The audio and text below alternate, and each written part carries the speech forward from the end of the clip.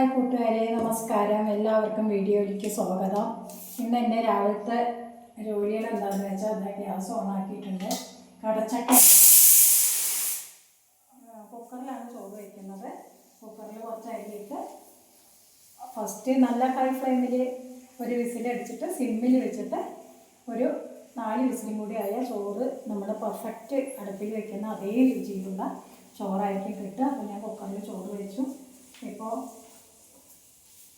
കടച്ചക്ക വേവിക്കാൻ വെച്ചിരിക്കുകയാണ്, ഗ്യാസിൽ വെച്ചിരിക്കുകയാണ്.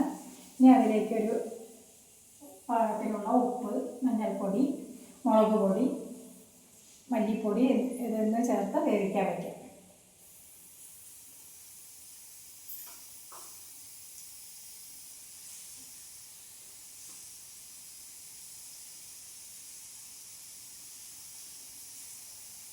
പിന്നെ എന്തൊക്കെയാണ് എല്ലാവരുടെയും ഓണമൊക്കെ ആയില്ലേ? ഇന്നിപ്പോൾ അത്തം ചിത്തിര ചോതിയിലെ 3ാമത്തെ പൂക്കളമിട്ടോ.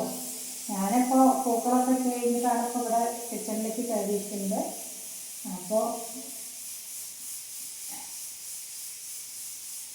ഈ ഓണാഘോഷ തിരക്കുകളൊക്കെ ആയില്ലേ? പൂവ് മുഴുവനൊന്നും ഇവിടെ ഇല്ല. അപ്പോൾ ഞാൻ പൂ മേടിക്കുകയാണ് ചെയ്യാറ്.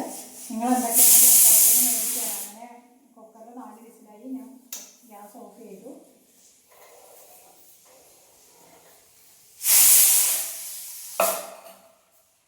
ഇനി നമുക്ക് ഇതിലേക്ക് ആവശ്യത്തിനുള്ള ഉപ്പിട്ട് കൊടുക്കാം. കടച്ചക്കയിലേക്ക്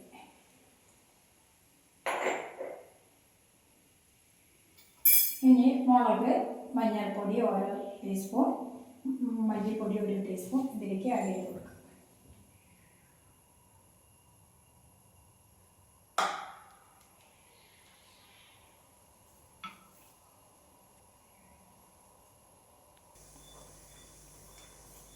കടച്ചക്ക കുറച്ച് വേവായിട്ടുണ്ട്. ഇനി ഇതിലേക്ക് ഒരു തക്കാളി കൂടെ ആഡ് ചെയ്ത് കൊടുക്കാം.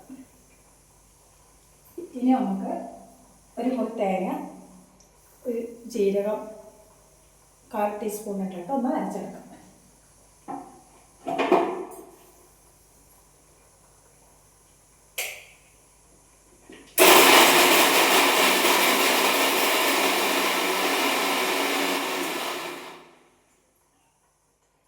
ഈ തേങ്ങ പീസാക്കിയിട്ടാണ് അരയ്ക്കുക. കാരണം എന്താ വെച്ചാൽ ചിരവാനുള്ള ബുദ്ധിമുട്ട്. കഷ്ണമാക്കിയിട്ട് ഒന്ന് ക്രഷ് ചെയ്തിട്ട് അരച്ചെടുക്കാൻ എനിക്ക് ഈസിയാണ്. അപ്പം ഞാൻ അങ്ങനെയാണ് ചെയ്യാറ്.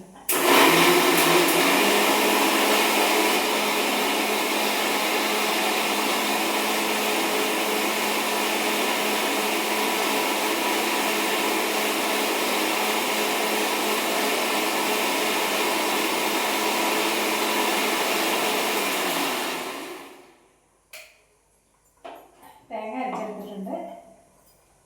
കഷ്ണങ്ങളൊന്ന് ഇളക്കി കൊടുക്കുക. ഒന്ന് നന്നായി വേവണം. കുക്കറിലാണെങ്കിൽ ഇത് നന്നായിട്ട് പെട്ടെന്ന് വേവും.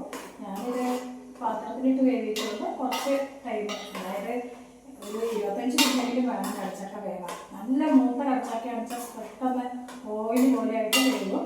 പക്ഷെ കൂടുതൽ മൂക്കാത്ത കടച്ചക്കയൊക്കെ ആണെങ്കിൽ കുറച്ച് നല്ല വേവാണ്. നന്നായി വേവണമെങ്കിൽ ഒരു 25 മിനിറ്റെങ്കിലും കൊടുക്കും.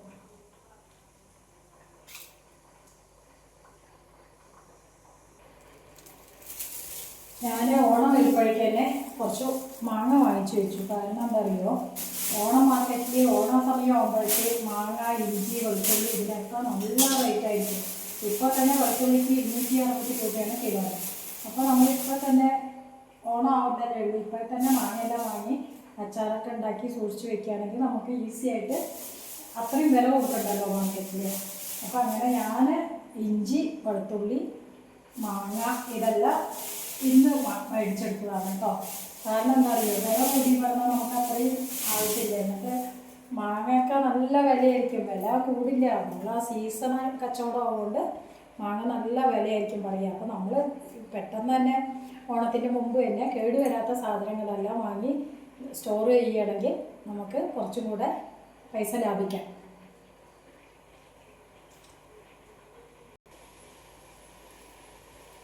കടച്ചക്ക കഷ്ണങ്ങളെല്ലാം വെന്ത് കഴിഞ്ഞു കേട്ടോ. ഇനി നമുക്ക് ഈ അരച്ച് വെച്ച തേങ്ങ ആഡ് ചെയ്യാം.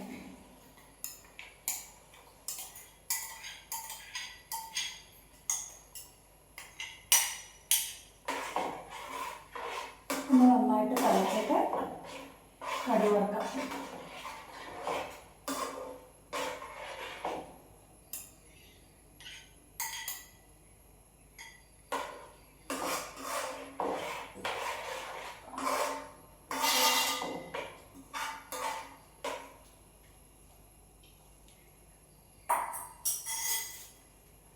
ഇങ്ങനെ കടച്ചക്ക തിളച്ച് വരട്ടെ. കടുക് വറുക്കാനുള്ള പാൻ എടുത്ത് വയ്ക്കാം.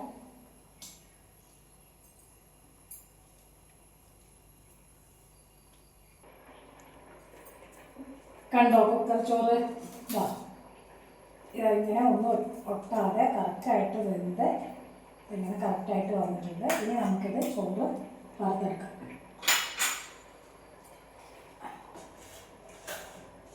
ഞാൻ എൻ്റെ ഒരു സൗകര്യത്തിന് ഇങ്ങനെയാണ് ചോറ് വറുക്കാറ്. ഒരു നെറ്റിപ്പാത്രം വെച്ച് ഇതിലേക്ക് ചോറിട്ട് വെക്കും. വെള്ളം വാർന്നു ചെയ്ത് നമുക്ക് കയ്യിൽ ചൂടുവെള്ളം കഴിച്ച് വെച്ച് നമുക്ക് അങ്ങനെയുള്ള പ്രശ്നങ്ങളൊന്നും ഉണ്ടാവില്ല. ഇങ്ങനെയുള്ളൊരു പാത്രത്തിലേക്ക് ഒഴിച്ചെടുക്കുകയാണെങ്കിൽ നമുക്ക് ഏറ്റവും ഈസി ആയിട്ട് ചോറ് വാർത്തെടുക്കാം. അങ്ങനെ ചോറ് റെഡി ആയിട്ടുണ്ട്. ഇനി കടുക് വറുക്കാം. കറി റെഡി ആയിട്ടുണ്ട്. ഇനി കടുക് വറുത്ത് കൊടുക്കാം. ആദ്യം ഒരു പാന് ചൂടാക്കാൻ വേണ്ടി ഓയിൽ ഒഴിച്ച് കൊടുക്കാം.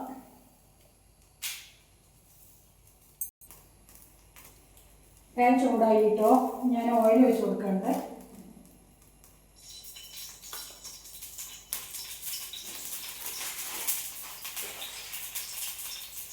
ഇതിലേക്ക് 1/2 സ്പൂൺ കടുകും കൂടെ ആഡ് ചെയ്തു.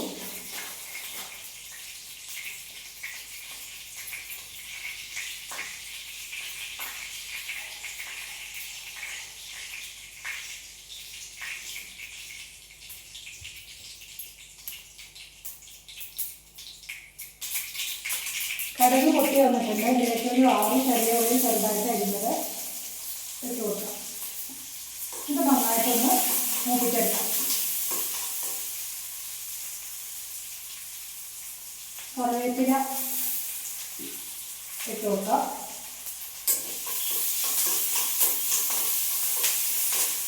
ഉള്ളി നന്നായിട്ട് മൂക്കുന്നത് വരെ വഴറ്റി കൊടുത്തിട്ടേക്ക് കടച്ചക്ക കറിയിലേക്ക് ചേർക്കാം.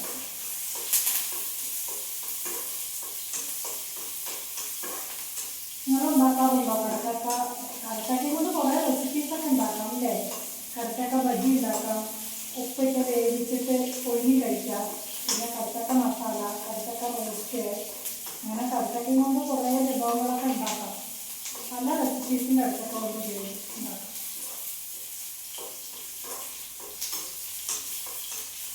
അങ്ങനെ ഉള്ളി വഴറ്റി കഴിഞ്ഞിട്ടുണ്ട്. ഇനി അതിലേക്ക് അടിയിൽ വെക്കാം.